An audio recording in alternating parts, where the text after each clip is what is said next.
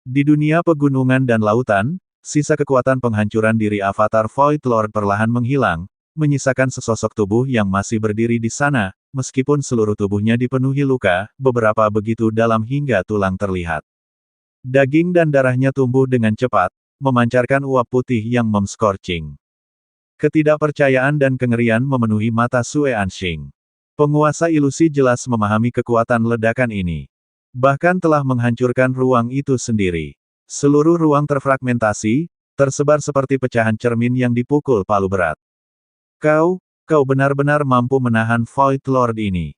Kau benar-benar tidak berguna. Aku telah melakukan semua ini, namun aku masih tidak bisa membunuhmu.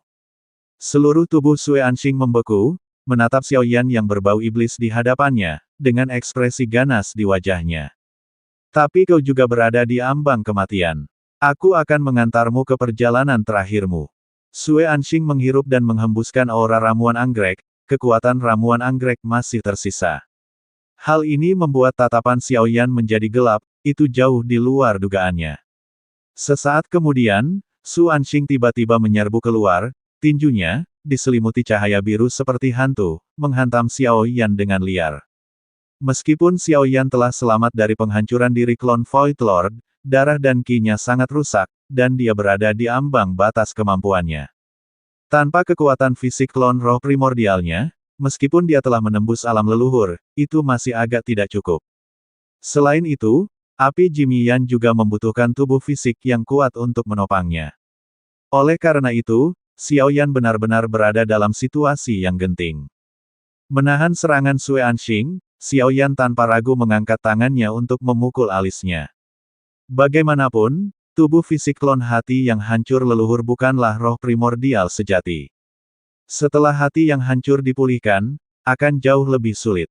Tetapi saat ini tidak ada cara lain, hanya dengan cara inilah dia mampu menahan serangan penguasa mimpi ilusi.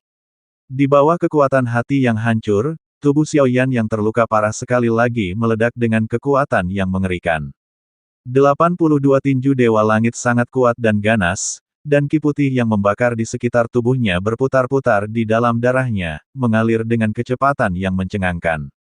Hal itu memberi Xiaoyan kekuatan yang luar biasa, tetapi bahkan dengan pengorbanan besar menghancurkan bintangnya, membangun kembali kekuatannya di masa depan akan sangat sulit, tanpa jalan kembali.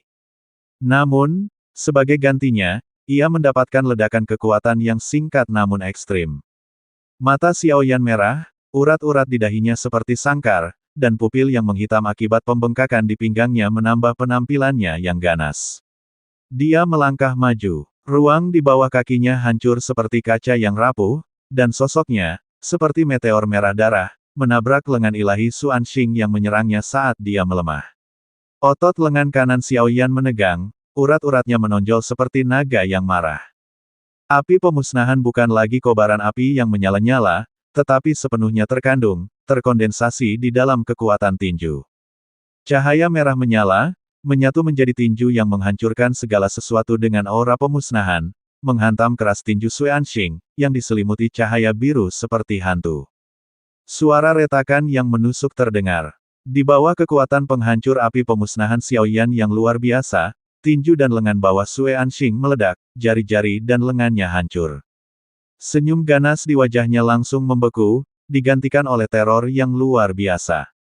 Xiaoyan melepaskan 7 langkah formasi ilahi. Dia tidak memberi penguasa ilusi kesempatan untuk bernapas. Dia melangkah dengan gerakan kaki yang dalam, setiap langkah seolah mendarat di simpul energi alam semesta.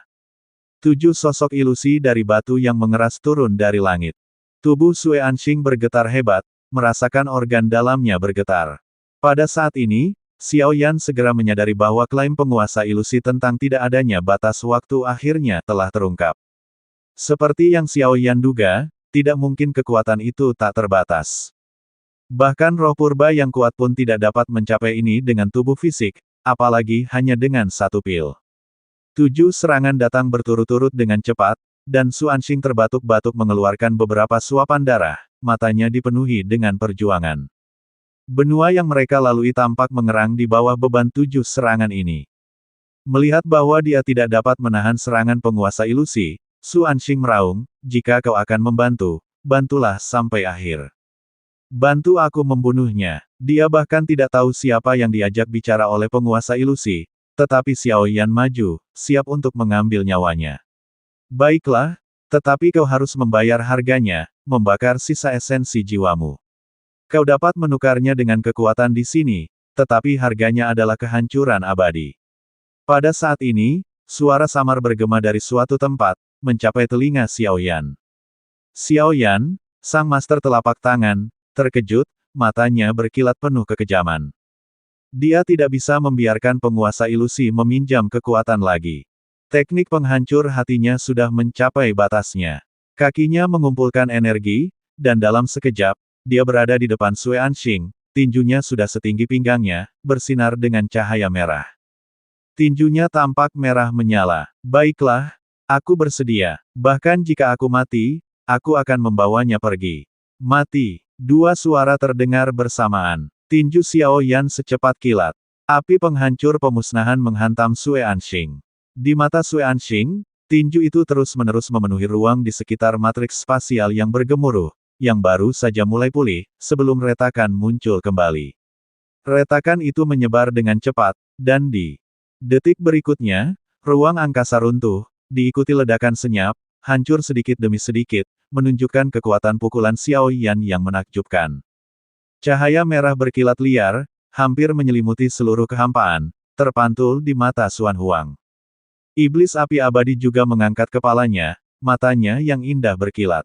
Saudara Xiao Yan, dia tidak mungkin bisa menahan pukulan ini lagi. Xuan Huang dan iblis api abadi tetap diam, menunggu dengan tenang agar kekuatan itu menghilang, secara bertahap membuat penglihatan mereka jernih. Kau salah tebak lagi. Iblis api abadi akhirnya berbicara perlahan. Xuan Huang terkejut, mengikuti pandangan mereka.